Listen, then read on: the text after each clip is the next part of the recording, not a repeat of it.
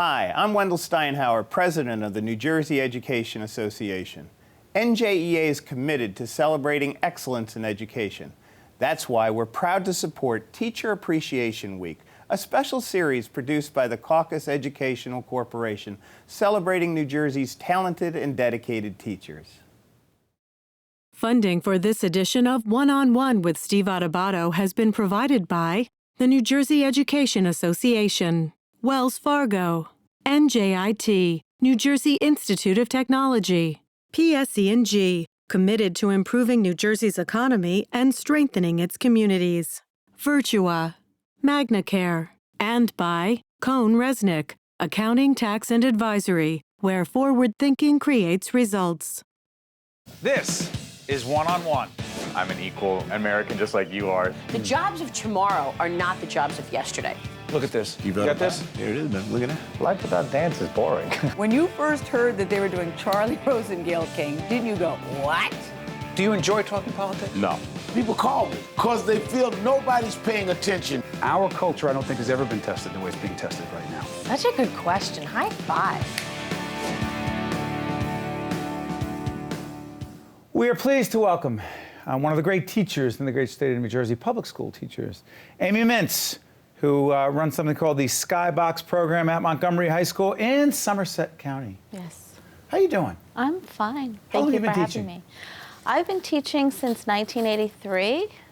Did you know you wanted to teach early on? I didn't always want to be a classroom teacher, but I knew that I always wanted to work with individuals with disabilities, whether it was adults or children in the community or in a school. And in 2000, I started in Montgomery. Okay, and now this program called the Skybox Program, we're going to see a piece of video in just a second, part of the Classroom Close-Up series produced by our partners at the New Jersey Education Association, a great series on public television. Special needs children, Yes. right? It's part of it. Real quick description before we see it, or does it speak for itself?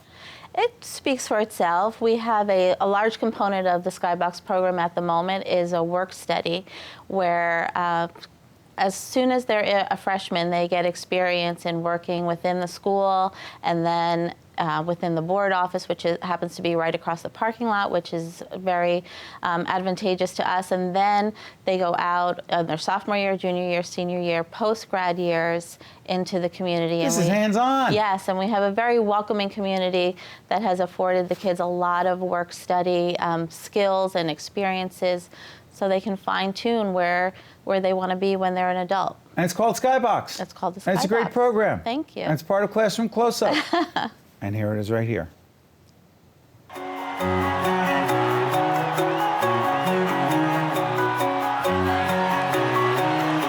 You know how when you're at a game in a big stadium and you look up and you see those luxury seats? Maybe some of you know what it's like in the skyboxes.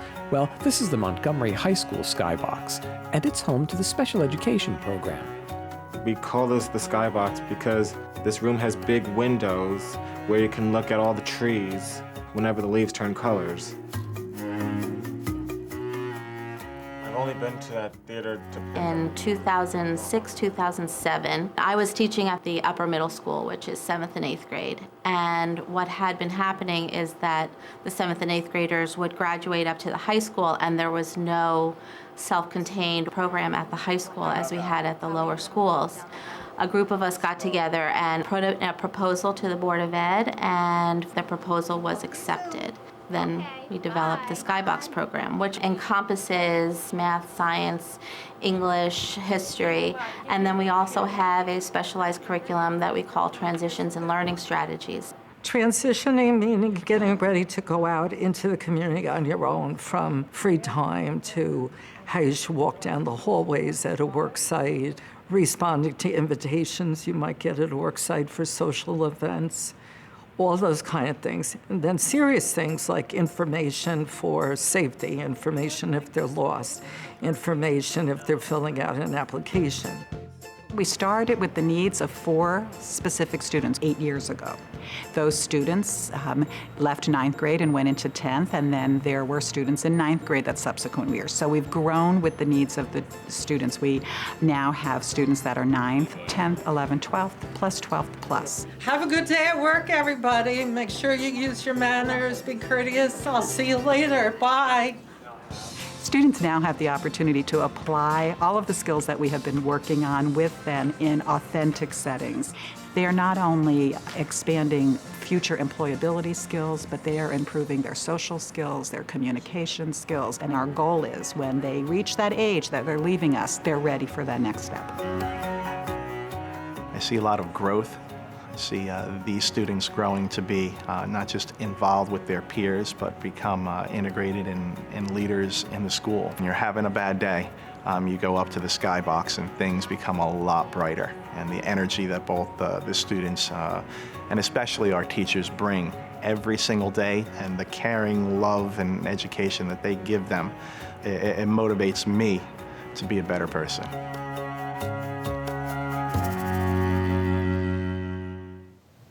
Wow. What do you feel when you see that? I feel very proud to be part of it. Why? It took a long time to get it there.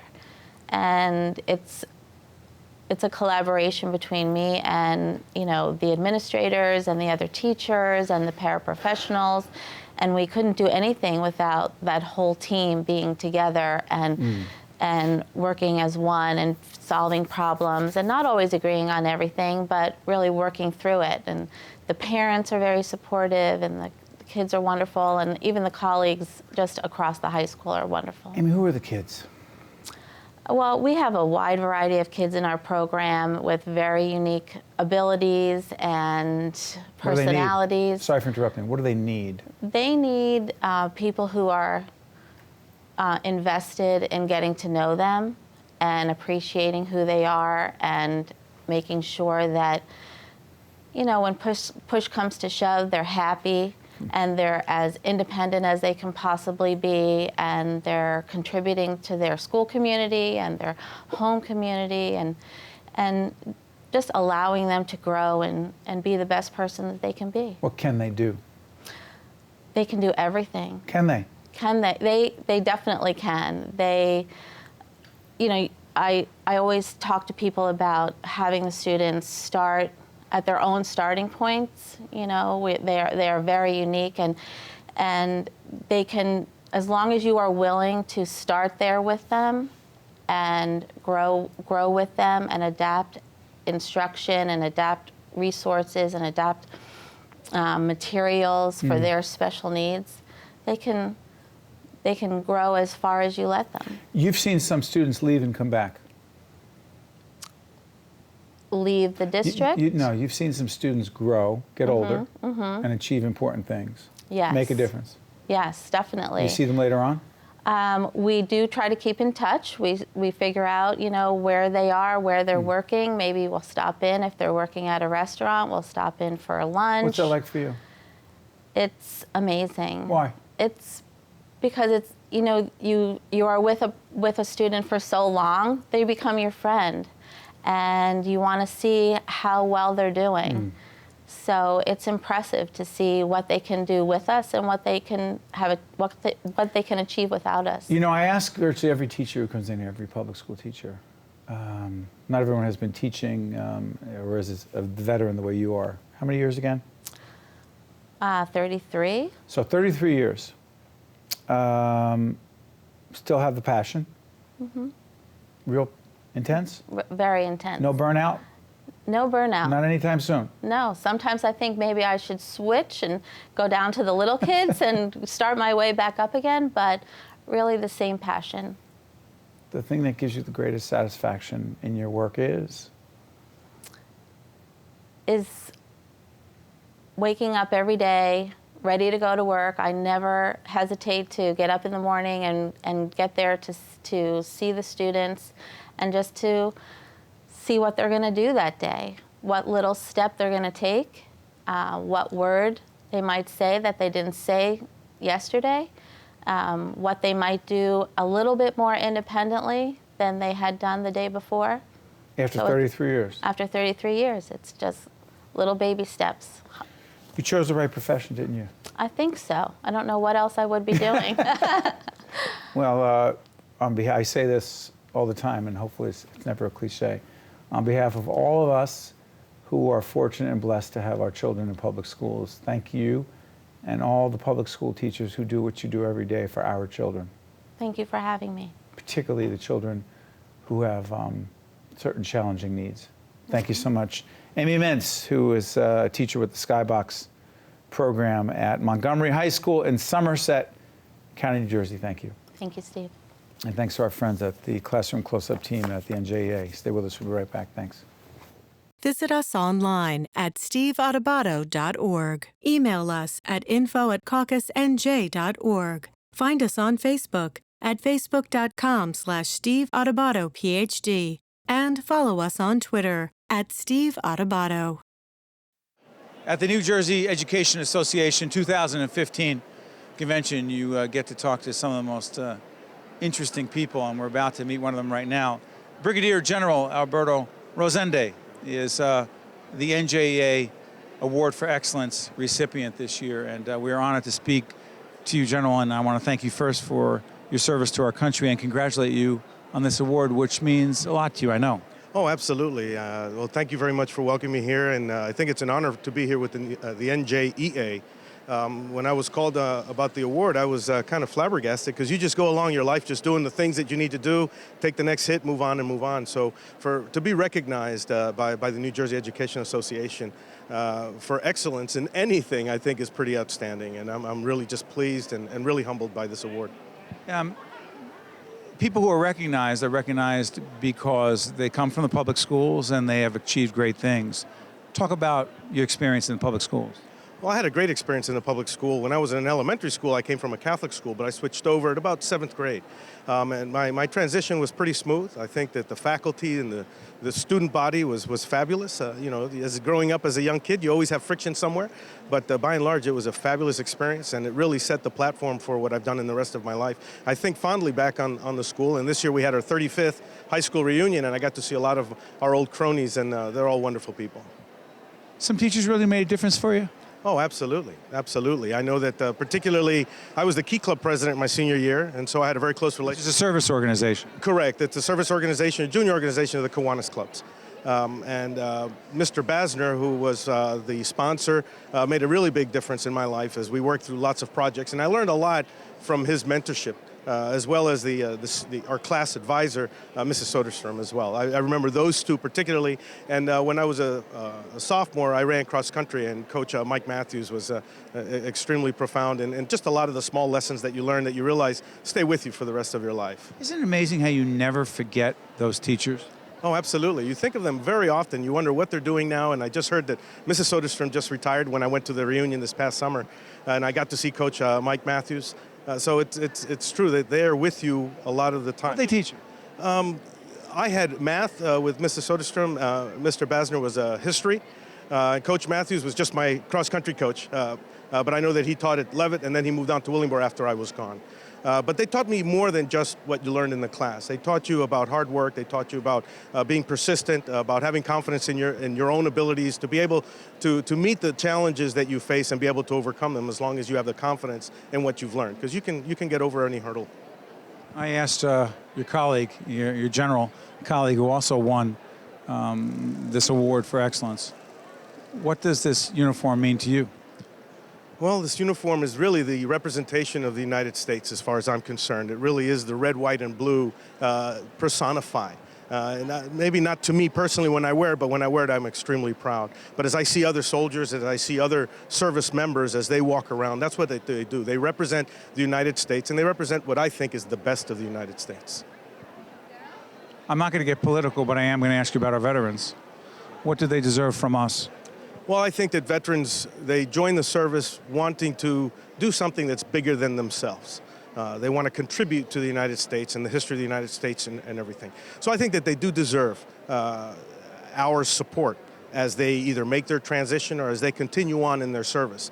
So it's important for us to always recognize the commitment and the sacrifices that they make to serve our nation, and that we owe them that debt of gratitude. So we do need to ensure that they have the facilities to be able to make that transition and be welcomed back into civilian life, if you want to call it that, and be able. Are we doing enough?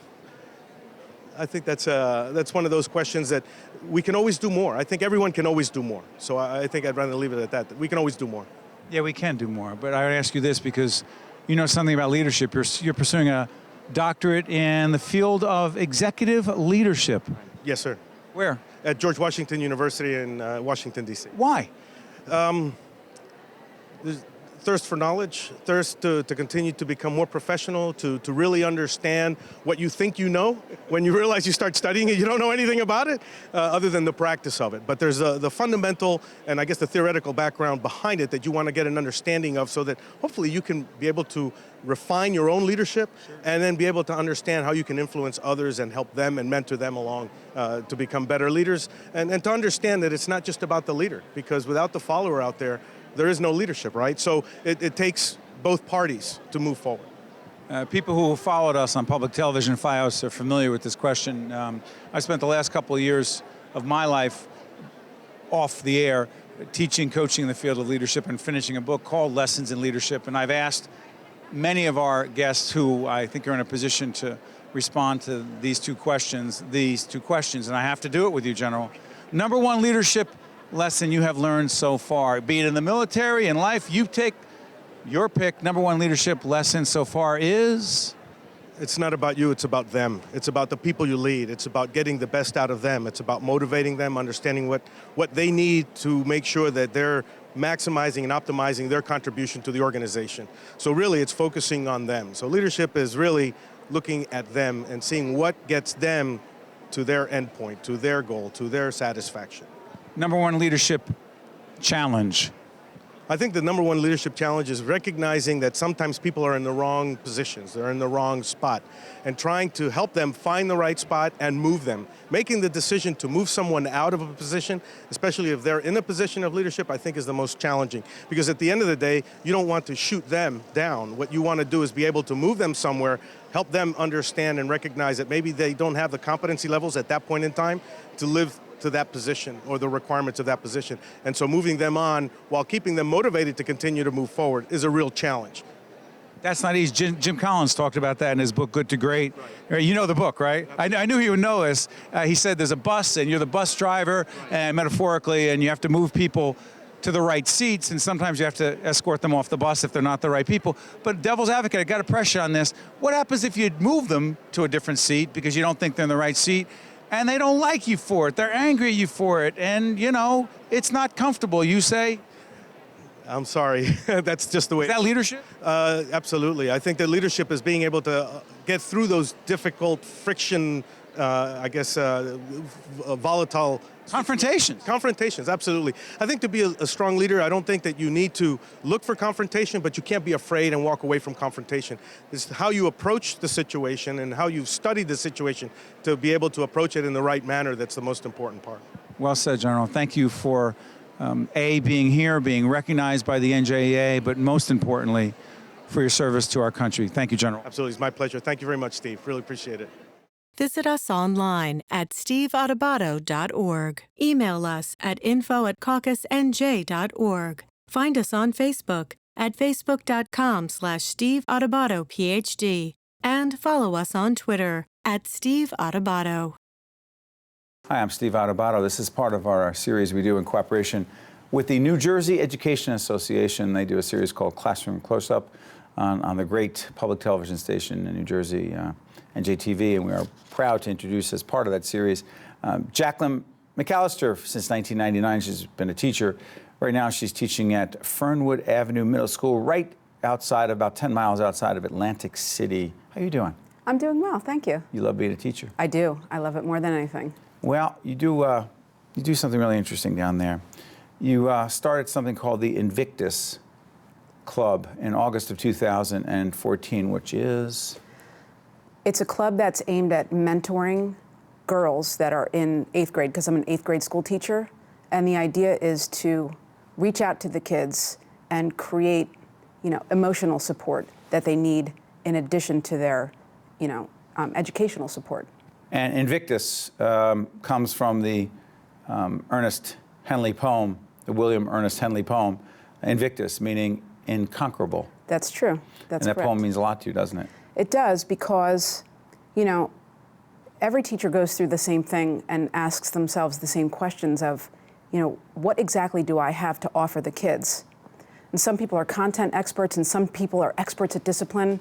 And I thought to myself, the thing that I can offer kids is the notion that we have grit and we are not able to be conquered and we will not be defeated. And no matter how life treats you, you can always keep going and find a way to succeed. And these young women who are, how old? 13, 14. And they need help. They do. And you were there for them, and the club is called the Invictus Club, and this is a powerful video from Classroom Close-Up. Take a look.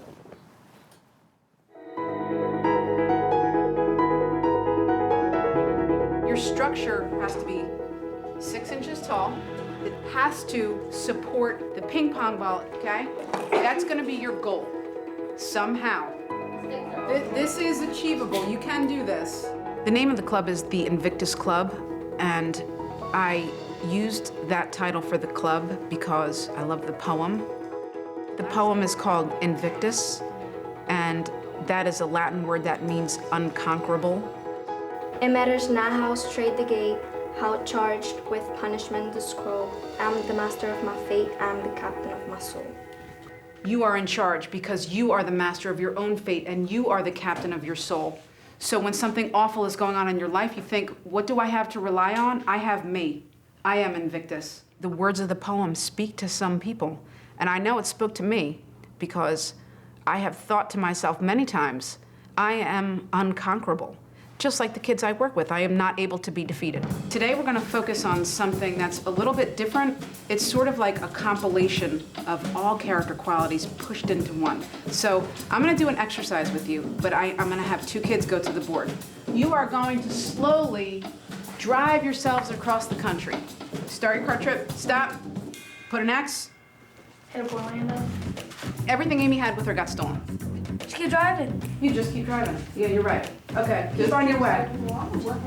Stop, your passenger ditched you. Your heart is broken. What do? You just keep driving. You found out that your dog died. That's right, you keep on driving. Now you have to start again. What do? Do you go?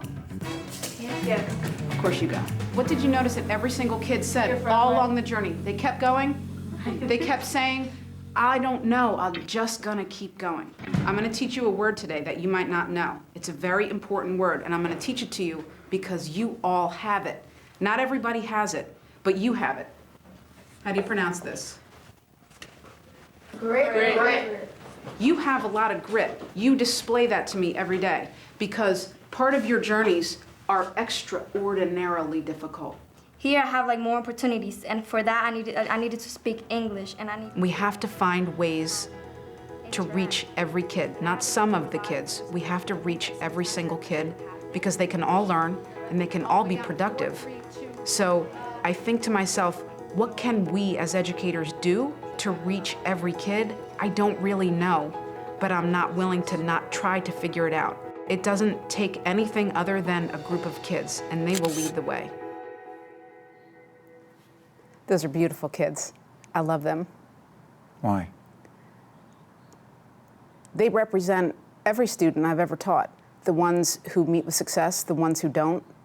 And the thing that we can all learn from them is that even the kids with the most difficult lives have a lot to offer this world. Sometimes it takes more to uncover it, and I believe with all of my being that every single child is worth working with and paying attention to, no matter how they fight back, no matter if they say they don't want to. Every kid has potential, and I think this is just one small example of the things that go on in our public schools.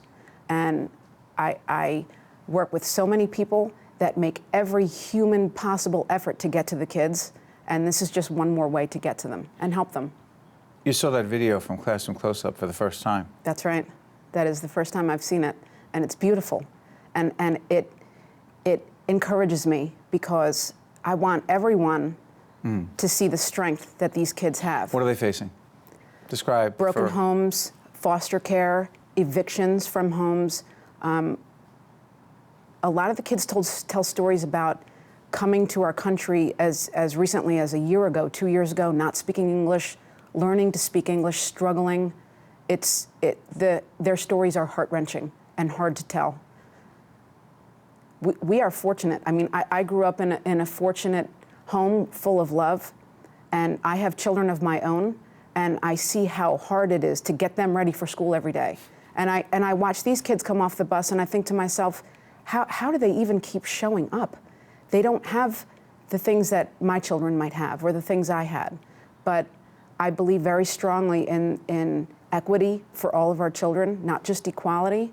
And I believe that school is not only about learning things from the books. I think it's about learning things from each other. They teach me more than I could ever teach them. We have to always remember the human side of teaching. And you know, I understand that data and metrics are important, and I read them just like everybody else does, but I think that it's very important that we remember that they're children, and they need love, and they need to know that we care about them. And I don't ever want that to get lost in my teaching. Were you meant to teach? I tried a lot of different careers, and this is the one that matters. This is the only one that matters. And you know, I worked in the corporate world for a while, and I'm pretty sure they never knew that I was there. My first day of teaching in Trenton, I did not know what I was doing. I had no idea, and I struggled through my first day. And at the end of that day, I had probably about 5 little kids gathered around me, begging me to come back tomorrow. And I thought at that exact moment, this is what matters. It mattered. And I think that what all teachers are doing matters. Classroom to classroom, teacher to teacher, the emotional bridges that we build between ourselves and the children, if we treat them like they're our own, they will succeed. Teachers are clearly leaders. What's the greatest lesson you learned about leadership? That it's not dependent on one single person, that leadership can be displayed in many, many different ways. And I think that when we give children the chance to lead, and when we give children the chance to speak, then they will become leaders in the future. And I think that that's important because, you know, the only success in life is not what you got on your science test or, you know, what essay you wrote. Success in life is about grit and determination and finding a way. So I think it's important to teach that to children so that they understand that there is no failure. They all can succeed. Thank you for doing what you do, and you're a great leader, a great teacher, and obviously a terrific person. Keep doing what you're doing. That. Thank you. Thank you. Very nice to meet you. Same here. Thank you. One-on-One with Steve Adubato has been a production of the Caucus Educational Corporation, celebrating over 25 years of broadcast excellence. Funding for this edition of One-on-One with Steve Adubato has been provided by the New Jersey Education Association, Wells Fargo, NJIT, PSE&G, Virtua, MagnaCare, and by Cone Resnick. Promotional support provided by the New Jersey Business and Industry Association and by Politicker NJ. Transportation provided by Airbrook Limousine, serving the metropolitan New York, New Jersey area.